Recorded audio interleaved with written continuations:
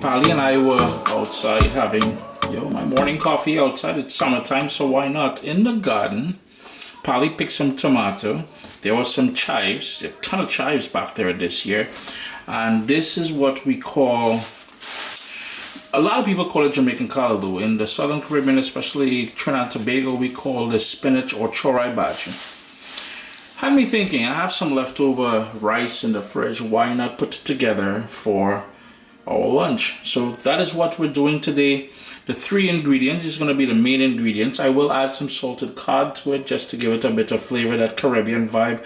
We love salt fish in the Caribbean, so why not? Basically, all you would do is cut the tomato. These are cherry tomatoes. All I would do is remove the stems and I would cut them maybe in half or maybe into quarters. I'm not too sure yet. I'm just going to give the chives a rough chop. But with the callaloo or chorai bhaji, all we're going to do is pick off the leaves. It's time to go to flowers. There's a pesky fly in here. What the mother? What is fly doing in my house, boy? What kind of thing is that? Just come boldface and trying to show up in people's video, trying to make my thing look nasty. Anyhow, I'm going to give this a wash now. I'm going to use quite a bit of it, maybe all of it, because it will wilt down.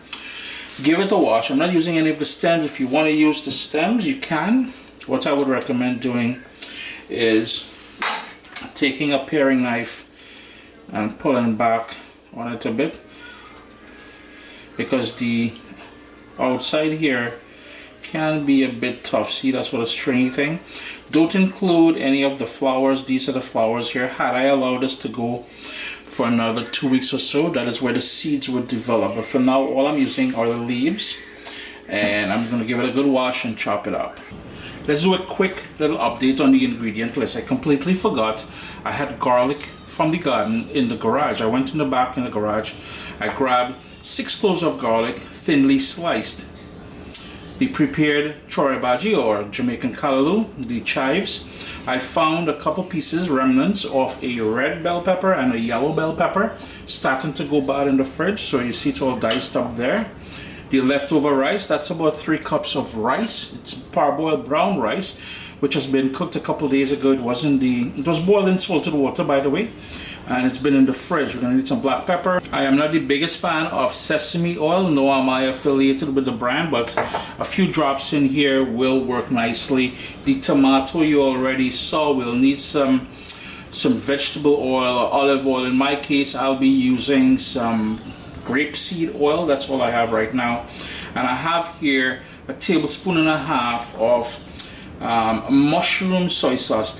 It tends to be a little bit more salty than the regular soy sauce, but it's got a wicked flavor. And speaking about salt, we've got a bit of salted cod, bones removed, and it's been prepared, which all I did was I soaked it in boiling water, squeezed everything out because to rehydrate it and to remove most of the salt.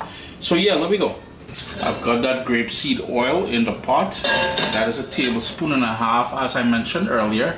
You can use whatever oil you like using right away. We're gonna go in with a bit of salted cod. Move that around because I want that to flavor the entire dish. My heat is on medium. Then I'm gonna add the garlic to the pot, followed by the bell pepper. Move that around. And I'm using a wok, but you can use a frying pan. That's totally up to you. I just find that I make less mess on the stove because of the high sides of the wok. Plus, once you scale it up on the sides here, because the flame undergoes up like this, you get a lovely cooking surface all the way around. And that garlic saltfish combo is just brilliant in my humble opinion. Yeah, I love me some garlic. Typically, I would even char the garlic just a little bit, let it go golden first, and then add all the ingredients. But we are rocking it this round. We're rocking it this way, as you're seeing now. Flavor again, we got all of the chives to go in there. Time for the black pepper.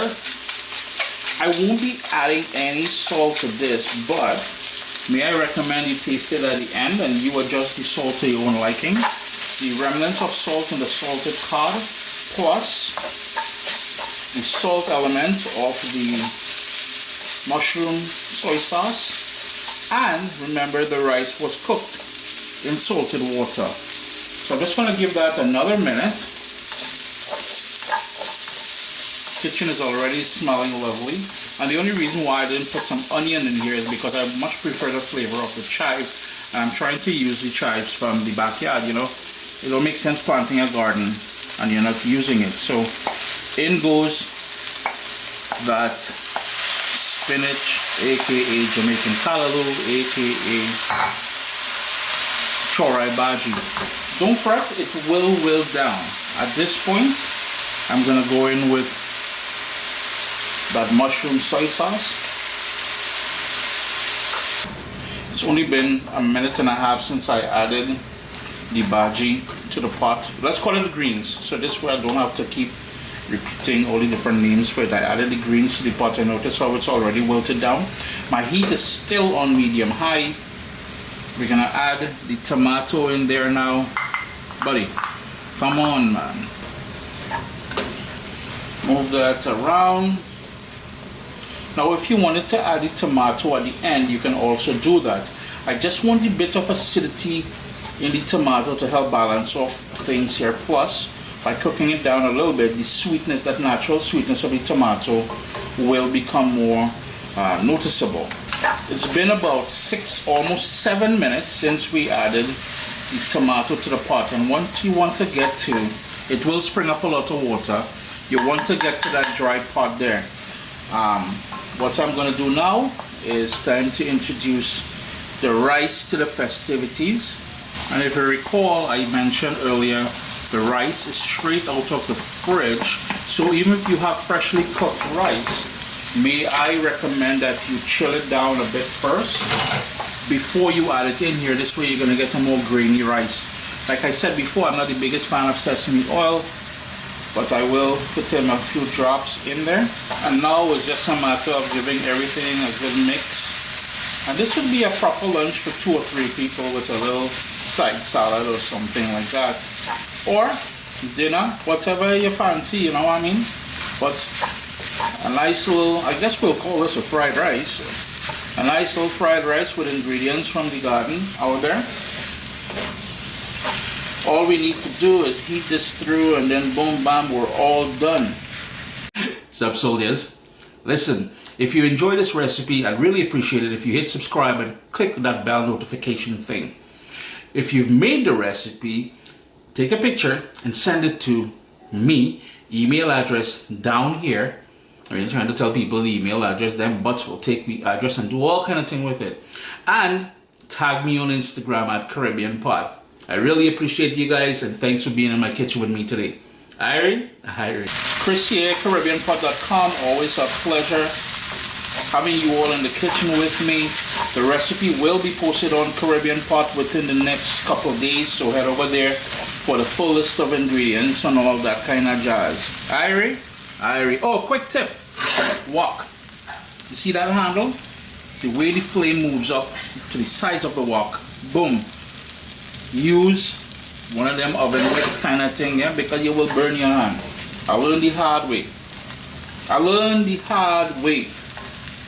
What's up, soldiers? Don't forget to click subscribe. If you've already clicked subscribe, hit that bell notification thing. I want to all you missing out on the new videos, man. Come on, click.